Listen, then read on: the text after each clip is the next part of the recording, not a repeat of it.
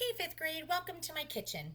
So, we're stuck at home and we're trying to think about how we're supposed to teach all this stuff.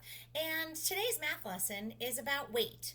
And so, we're talking about the customary units of weight. And so, those are ounces, pounds, and tons, which is super big. And I was thinking to myself, how the heck are we going to do that? So I wanted us to visually kind of be able to wrap our heads around what the difference is between ounces, pounds, and tons. So when we think of ounces, things range from 0 to 16 ounces before they now jump to pounds. So we have to think of little things. So I looked around my kitchen and I'm thinking, what's little that would be weighed in ounces? So the things visually you can think about are things like a key. That's pretty little. One of my favorite all time things are Sharpie markers. Those don't weigh a lot. So these are always measured in ounces because they don't weigh a lot. We also can think about my little binder clips. These are measured in ounces. You can go ahead and you can think of things like, cords for your chargers, for your phones and things. Things that are small are measured in ounces. When you get up to a pound, I'm going to go into my refrigerator because there's a pretty good visual you can think about when you get to a pound. Think about like a pound of butter.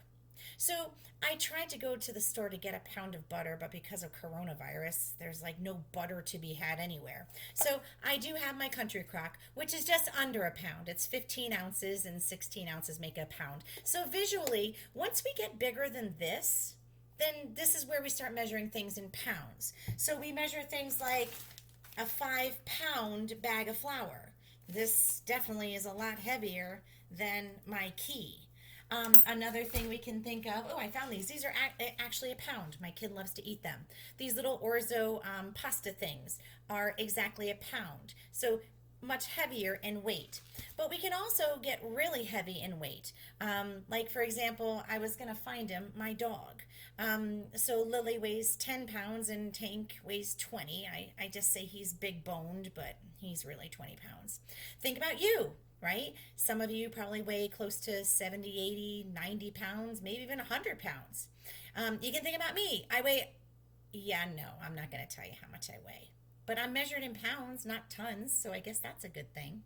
So think of pounds as the wide range from 1 pound to 1,999 pounds. So think of things like your clothing, think of things like packed suitcases, think of things like grocery bags, think of things like a ream of paper that we use at the copy machine. Those are all things measured in pounds.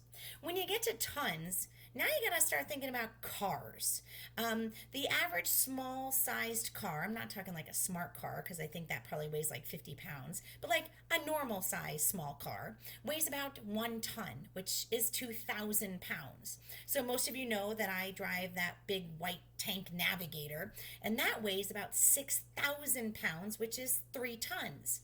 So when you're talking about tons, you're really talking about big, big things. You're talking about like whales are in tons, and walruses and sharks and those kind of things are measured in tons. Think about large things like tractor trailer trucks are carrying supplies. They're probably carrying toilet paper right now. Tons of it, literally. So you're going to go ahead and think about tons that way. So I just wanted to give you guys a range of what you're really thinking about when you're converting your units from ounces to pounds to tons. And kind of that cap is, well, think of a pound of butter. Like kind of think of my country crock. So anything bigger than this is we go ahead and weigh it in pounds, and anything less than that we go ahead and weigh it in ounces. And think about a small car. Anything less than that is weighed in pounds, and anything more than a small car would be weighed in tons.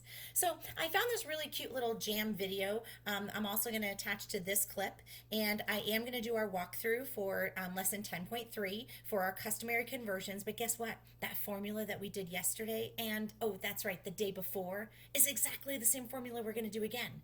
We're going to use our starting units, we're going to do the multiply sign, and then we're going to make that fraction.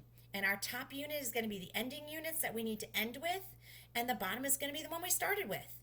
And then all that's going to do is tell us whether we multiply the numbers or we divide the numbers. And so the lesson is going to be exactly the same thing that we've been doing all along. So I will see you guys a little later. And by the way, just so you know, I did break down. I had to buy a bag of Swedish. It is coronavirus time. I needed something, and my bag of Swedish fish weighs 1 pound, 12.8 ounces. So just under 2 pounds, but not 2 pounds anymore because the bag is, yeah, it's getting empty. I'll see you guys soon. Have a great night. Bye.